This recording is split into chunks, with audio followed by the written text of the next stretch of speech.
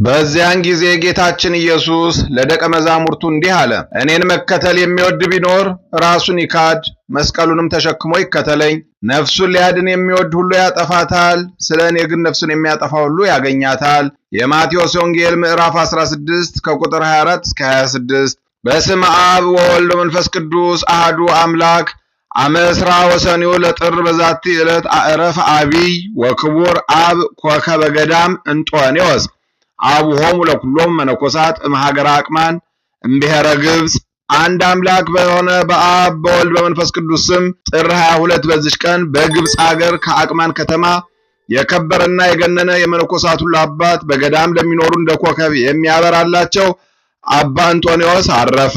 የዚህ ቅዱስ ወላጆቹ ንጹሐን ክርስቲያን ናቸው። እነርሱም ከታናሽነቱ ጀምሮ ተንኮል፣ ሽንገላ በልቡ ውስጥ የሌለው ከወላጆቹም ጋር ወደ ቤተክርስቲያን ሄዶ በቆረበ ጊዜ ከሕፃናት ጋር በመጫወት ከቶ አይሳሳቅም ነበረ። ጥቂት ባደገም ጊዜ ራሱን ዝቅ አድርጎ ለወላጆቹ ይታዘዝ ነበረ። 7 ዓመትም በሆነ ጊዜ ቤተክርስቲያን መጻሕፍትን ተማረ። ያን ጊዜ የእስክንድርያ ሀገር ሊቀ ጳጳሳት አባ ቴዎናስ የተሾመበት ዘመን ነበር። የእንጦንዮስም ወሬው ሰምቶ መልእክተኞችን ልኮ ወደ እርሱ አስመጣው። ባረከውና ስለ እርሱ እንዲህ ብሎ ትንቢት ተናገረ። ይህ ሕፃን በእግዚአብሔር ፊት ታላቅ ይሆናል፣ ዜናውን በዓለም ሁሉ ይወጣል። እጁንም በላዩ ጭኖ ዲቁና ሾመው። ከዚህም በኋላ ወላጆቹ በሞቱ ጊዜ ታናሽ ብላቴና እህት ተውለት ነበረ። ከ7 ወርም በኋላ እንደ ልማዱ ወደ ቤተክርስቲያን በሄደ ጊዜ የመንፈስ ቅዱስ ፍቅር በልቡ አደረበትና በሐሳቡ በዓለም የሚሰራውን ሁሉ አባቶቻችን ሐዋርያት ሁሉን የዓለምን ሥራ ትተው ጌታችንን ኢየሱስ ክርስቶስን እንዴት ተከተሉት? በሐዋርያት ሥራ መጽሐፍም እንደተጻፈ ጥሪታቸውን እየሸጡ የሽያጩን ዋጋ በሐዋርያት እግር ስር ያኖሩትን አሰበ። እግዚአብሔር በሰማያት ያዘጋጀላቸው ዋጋቸው ምን ያህል ይሆን አለ። ይህም ሐሳብ በልቡ ውስጥ የሚወጣ የሚወርድ ሆነ። ከዚህ በኋላ ወደ ቤተ ክርስቲያን ሄደ። የክብር ባለቤት ጌታችን በከበረ ወንጌል ለባለጸጋ የተናገረውን ሰማ። እንዲህ ሲል፣ ፍጹም ትሆን ዘንድ ከወደድክ ሂድ፣ ጥሪትህን ሁሉ ሽጠህ ለድሆች ስጥ፣ በሰማይም ለአንተ ድልብ አድርገው፣ መጥተህም ተከተለኝ። ከእግዚአብሔር ዘንድ ይህንን ልዩ ሐሳብ አግኝቶ ይህ ቃል ስለ እርሱ እንደተነገረ አሰበ። በዚያን ጊዜ ከቤተ ክርስቲያን ወጣ። ለአባቱም ያማረ ሰፊ ምድር ነበረው። ለአገሩም ሰዎች ሰጣቸው። ለእርሱም የተውለትን ጥሪታቸውን ሁሉ ሽጦ ለድሆችና ለችግረኞች ሰጣቸው። እህቱን ወስዶ ከደናግል ገዳም አስገባት። በዚያም ወራት የምንኩስና ሥርዓት አልተገለጸም ነበር። እግዚአብሔርም ለማገልገል የሚሻ ከመንደር ጥቂት ወጣ ብሎ ብቻውን በመቀመጥ በጾም በጸሎት ተወስኖ ይጋደላል። የከበረ እንጦንዮስም እንዲሁ አደረገ። ሰይጣናትም በስንፍና በዝሙት ጦር የሚዋጉት ሆኑ። በሕልሙም የሴት ገጽ በማሳየት አብራው እንደምትተኛም ያደርጓታል። ከዚህም በኋላ በባህር ዳርቻ ወዳለች የመቃብር ቤት ሂዶ በዚያ የሚኖር ሆነ። በላዩም ባደረ በእግዚአብሔር ረድኤት በተጋድሎ በረታ። ምግቡንም ከዘመዶቹ ወገን ያመጡለት ነበረ። ሰይጣናትም ሲጋደል አይተው ቀኑበት። ታላቅ ድብደባንም ደብድበው ጥለውት ሄዱ። ዘመዶቹም ሲመጡ እንደሞተ ሆኖ ወድቆ አገኙት። ተሸክመውም ወደ ቤተክርስቲያን ወሰዱት። ጌታችንም አዳነው። በነቃም ጊዜ ወደ ቦታው ተመልሶ ይጋደል ዘንድ ተጋድሎውን ጀመረ። በዚያን ጊዜ ሰይጣናት ወደ እርሱ ሲመጡ አያቸው። በአራዊትም አምሳል በአንበሶችም በተኩላዎችም የተመሰሉ አሉ። በእባቦችና በጊንጦችም የተመሰሉ አሉ። ያስፈራሩት ዘንድ አንዱ በላዩ ተነሳሱ። እንጦንዮስም በእኔ ላይ ለእናንተ ስልጣን ካላችሁ ከእናንተ አንዱ ያሸንፈኝ ነበር ብሎ ዘበተባቸው። ወዲያውኑ እንደ ጢስ ተበተኑ። በሰይጣናትም ላይ ድልን እግዚአብሔር ሰጥቶታልና።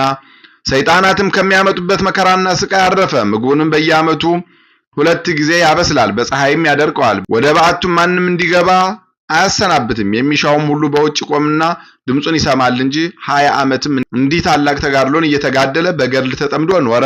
ከዚህ በኋላ ፍጹም የሆነ እግዚአብሔርን መፍራትን አምልኮቱን ለሰዎች ወጥቶ ያስተምር ዘንድ እግዚአብሔር አዘዘው። ስለዚህም ወደ ፍዩም አገር ወጥቶ ብዙዎቹን ደቀ መዛሙርት ሰብስቦ አስተማራቸው። በእግዚአብሔርም ሕግ አጸናቸው።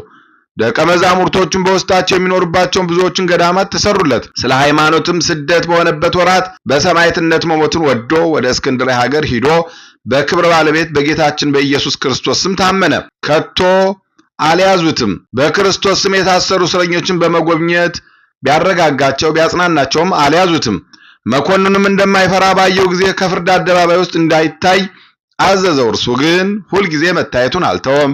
እንዲያሰቃየውና በሰማዕትነት እንዲሞት የሚያስቆጣውን ነገር ይናገረው ነበር። መኮንኑም በእርሱ ላይ ምንም ክፉ ነገር አላደረገም።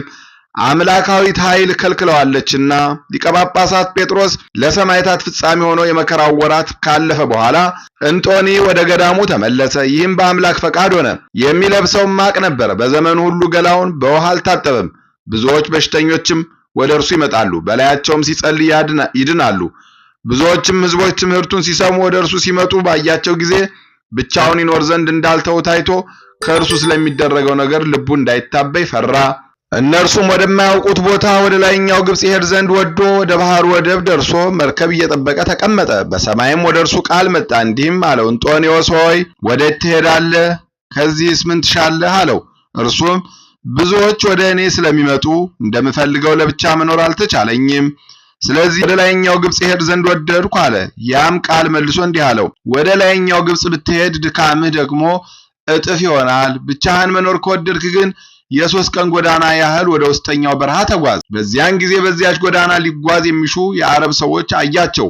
ወደ እርሳቸውም ሂዶ አብሯቸው ይሄድ ዘንድ ለመናቸው። እነርሱም በደስታ ተቀበሉት። ወደ አንድ እጅግ ረጅም ወደሆነ ተራራ እስከሚደርስ የ3 ቀን ጎዳና ተጓዘ። በዚያም የጠራና የቀዘቀዘ ውሃ አለ። ደግሞም የሰሌን የተምር እንጨቶች መቃዎችም በብዛት አሉበት። እንጦንዮስም ያንን ቦታ ወደደው። አረቦችም ምግቡን የሚያመጡለት ሆኑ። ብዙዎችም የከፉ አራዊት ነበሩ። በጸሎቱም እግዚአብሔር አስወገዳቸው። ወደዚያም ቦታ ከቶ አልተመለሱም። አንዳንድ ጊዜ ወደ ባህሩ ዳርቻ በመውጣት ደቀ መዛሙርቶቹን ጎብኝቶና አረጋግቷቸው በበረሃ ወዳለው ወደ ቦታው ይመለሳል። ከዚያ በኋላ የጻድቁ ንጉሥ ቆስጠንጢኖስ ዘንድ ዜናው በተሰማ ጊዜ በጸሎቱ ያስበው ዘንድ ንጉሡ እየለመነው ደብዳቤ ጻፈለት። የከበረ እንጦንዮስ ግን ወደ ንጉሡ ደብዳቤ ዘወር አላለም። ለወገኖቹ እንዲህ አላቸው እንጂ የንጉሠ ነገሥት ደብዳቤ እነሆ በላያችን ይነበባል። ወንድሞች እንዲህ ብለው ለመኑት፣ ይህ ንጉሥ የክርስቲያንን ወገኖች የሚወድ ጻድቅ ሰው ነው።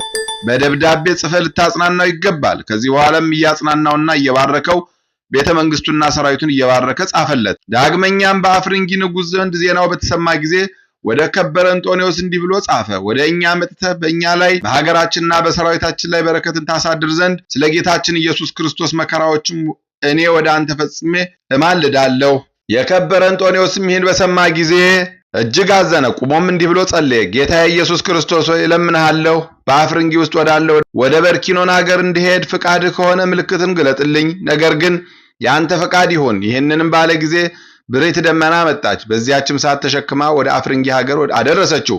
ንጉሡም ደስ አለው። ሕዝቡና ሰራዊቱም ሁሉ በሽተኞችም አቀረቡለትና ሁሉንም ፈወሳቸው። የጽድቅና የሕይወትንም መንገድ እያስተማራቸው ከእነርሳቸውም ዘንድ 6 ወር ኖረ። በእሑድ ዕለት ያች ብሬት ደመና ተሸክማ ወደ ገዳሙ ታደርሰውና ከልጆቹም ጋር ተገናኝቶ ያረጋጋቸዋል። በማግስቱ ዳግመኛ ተሸክማ ወደ አፍሪንጊ ሀገር ትመልሰዋለች። ከዚህ በኋላ በእግዚአብሔር ፈቃድ በደመና ተጭኖ ወደ ገዳሙ አንደኛውን ተመለሰ። በአንዲት ዕለትም ስንፍና መጣበት። እንዲህ የሚልም ቃል መጣ፣ ታይ ዘንድ ወደ ውጭ ውጣ። በወጣ ጊዜ መልአኩን አየው። በላዩም የምንኩስና ልብስ አለ፣ መታጠቂያ ቅናት፣ የመስቀል ምልክት ያለው ቀሚስ፣ በወገቡም አስኬማ፣ በራሱ ቁር አምሳል፣ በራሱ ላይ ቆብ አለ። እርሱም ተቀምጦ ሰሌን ይታታል። ከዚያም ተነስቶ ይጸልያል። ዳግመኛ ተቀምጦ ሰሌኑን ይታታል። በየሰዓቱም እንዲህ በማድረግ ይጸልያል። ሁለተኛም እንዲህ የሚል ቃል ወደ እርሱ መጣ፣ እንጦንዮስ ሆይ እንደዚህ ሥራ፣ አንተም ከስንፍና ከሰይጣናት ጦርነት ታርፋለህ። ያንን ያየውን ተቀብሎ እንዲሁ አስመስሎ የሚሰራ ሆነ። ከዚህችም ዕለት ወዲህ ስንፍናና የሰይጣናት ውጊያ አልመጣበትም። የክብር ባለቤት ጌታችን ኢየሱስ ክርስቶስም ብዙ ጊዜ ተገልጾ አረጋግቶታል፣ አጽንቶታል። አሁንም እንዲሁ አለው፣ የመረጥኩ እንጦንዮስ ሆይ በእውነት እነግርሃለሁ፣ እኔን ስለወደድክ በዚህ በረሃ ውስጥ ብቻህን በመጋደልህ በማገልገልህ ስለ ድካምህ ስምህን ከፍ ከፍ አደርጋለሁ። ስልጣንህም በዓለም ዳርቻ ሁሉ ከፍ ከፍ አደርገዋለሁ። ገዳማትንና አድባራትን መነኮሳትን የተመሉ ሆነው ቅኖች፣ የዋሆች፣ ጻድቃን እንደሚኖርባቸው አደርጋለሁ። ይልቁንም ያንተ ገዳም እነርሱ እስከ ፍጻሜ ይኖራሉ። መታሰቢያን የሚያደርገውን ሁሉ፣ ለድሆች ምጽዋትን፣ ለቤተ ክርስቲያንም መባ በስምህ የሚሰጠውን ሁሉ እኔ ኃጢአቱን ሁሉ ደመስስለታለሁ።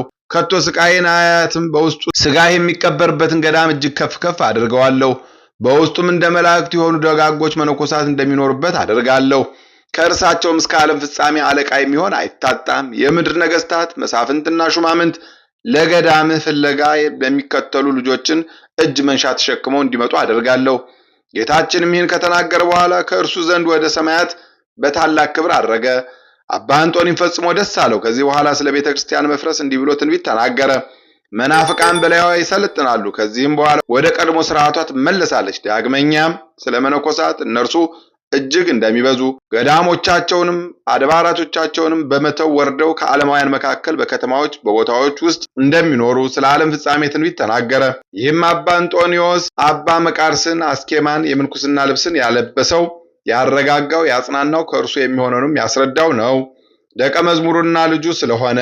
ከዚህም በኋላ የገዳማውያን አለቃ ወደሆነ ወደ አባ ቡላ ሄደ። እርሱም ለሥጋው ያሰበና በሐዋርያዊ አትናቴዎስ ልብስ የገነዘው ነው። ዕረፍቱም እንደቀረበ ባወቀ ጊዜ በትሩን ለልጁ ለአባ መቃርስ፣ ምንጣፉን ለአባ አትናቴዎስ፣ የፍየል ሌጦ አጽፉን ለልጁ ለኤጲስቆጶሱ ለአባ ሰራጵዮን እንዲሰጡ ልጆቹን አዘዛቸው። ከዚህ በኋላ ከምድር ላይ ጋደም አለ። ነፍሱንም በእግዚአብሔር እጅ ሰጠ። ወደ እርሱም ሁሉ የመላእክት ማህበር መጥተው በክብር በምስጋና ፍጹም ተድላ ደስታ ወዳለበት ዘላለማዊ ዕረፍት ተቀብለው አሳረጉት። ሥጋውን ግን ልጆቹ እንዳዘዛቸው ሰወሩት። እርሱ የቅዱሳን ሰማዕታት ሥጋቸው የሚገልጡትን ይገሥጻቸው ነበርና ስለ እነርሱም ሥጋ ብዙ ገንዘብ እስከ መቀበል ደርሰው ዓለማዊ ጥሪት ያደርጉታልና። ይህም የከበረና የተመሰገነ አባት አንጦንዮስ እስከ መልካም ሽምግልና ደረሰ። እጅግም አረጀ። ግን ወደ ወደደው ክርስቶስ እስከሄደ ድረስ መልኩ አልተለወጠም። ብርታቱ ጽናቱም መላው ዕድሜው 120 ዓመት ነው። ለእግዚአብሔር ምስጋና ይሁን። እኛንም በዚህ በከበረ አባት ጸሎት ይማረን፣ በረከቱም ከኛ ጋር ትኖር ለዘላለሙ አሜን። በዚህች ዕለት የማኑፍ ኤጲስቆጶስ ሚናስ መታሰቢያው ነው። በረከቱም ከኛ ጋር ትኖር ለዘላለሙ አሜን። አንድ አምላክ በሆነ በአብ በወልድ በመንፈስ ቅዱስ ስም ጥር 23 በዚህች ዕለት አሕዛብን የሚያስተምር ለከበረ ጳውሎስ ደቀ መዝሙሩ የሆነ የከበረ ሐዋርያ ጢሞቴዎስ በሰማዕትነት ሞተ። ምስጋና ይሁን ለአብ ለወልድ ለመንፈስ ቅዱስ አንድ አምላክ በሚሆን ዛሬም ዘወትርም ለዘላለሙ አሜን። በጥር 22 ቀን የሚከበሩ ዓመታዊ የቅዱሳን በዓላት ቅዱስ አባ እንጦንስ የመነኮሳት አባት የበረሃው ኮከብ ልደቱና ዕረፍቱ፣ ቅዱስ ዑራኤል ሊቀ መላእክት ለተጠሙ ጽዋዓ ልቡናን የሚያጠጣ ምስጢር ገላጭ መልአክ፣ ቅዱስ ሚናስ ኤጲስቆጶስ። ወርሃዊ በዓላት ቅዱስ ሉቃስ ወንጌላዊ፣ ቅዱስ ደቅሲዮስ ኤጲስቆጶስ፣ አባ ጳውሊ የዋህ። በዚያን ጊዜ ጌታችን ኢየሱስ ለደቀ መዛሙርቱ እንዲህ አለ፣ እኔን መከተል የሚወድ ቢኖር ራሱን ይካድ፣ መስቀሉን ተሸክሞ ይከተለኝ። ነፍሱን ሊያድን የሚወድ ሁሉ ያጠፋታል፣ ስለ እኔ ግን ነፍሱን የሚያጠፋ ሁሉ ያገኛታል። የማቴዎስ ወንጌል ምዕራፍ 16 ከቁጥር 24 እስከ 26። የሰማነውን በልቦናችን ያሳድርብን። ከቅዱሳን አባቶቻችን ከቅዱሳት እናቶቻችን ከአባታችን ከአባ አንጦንዮስ ከቅዱስ መቃርስ በረከት ረድኤት ያሳትፈን። የቅዱስ ዑራኤል አማላጅነት አይለየን። እኛንም ምስጢር ይግለጥልን፣ ጥበብን ዕውቀትን ማስተዋልን ያድለን። ለሀገራችን እንዲሁም ለዓለም ሁሉ ሰላምን ይስጥልን። ከሚነደው እሳት ከታዘዘው መቅሰፍት ከክፉ ነገር ሁሉ ይሰውረን። ጸሎታችን ልመናችን ይቀበለን። የሰላም አምላክ ሰላሙን ፍቅሩን አንድነቱን ይስጠን። አቡነ ዘበሰማያት ይትቀደስ ስምከ ትምጻእ መንግሥትከ ወይኩን ፈቃድከ በከመ በሰማይ ኢየሱስ ክርስቶስ ከመ ይስረይ ለነ ኃጣውኢነ ተማኅፀነ ብከ ኃይለ እግዚአብሔር አብይ ኦ እግዚእ ኢየሱስ ክርስቶስ ስራይ ኃጢአቴ ወኃጢአተ ኩሉ ሕዝብ ከማያሰር ኃጢአት እግዚአብሔር ይፍታ። እግዚአብሔር ይባርክ። ሰላም ያሳደረ ሰላም ያውለን፣ ሰላም ያዋለ ሰላም ያሳድረን። ይቆየን።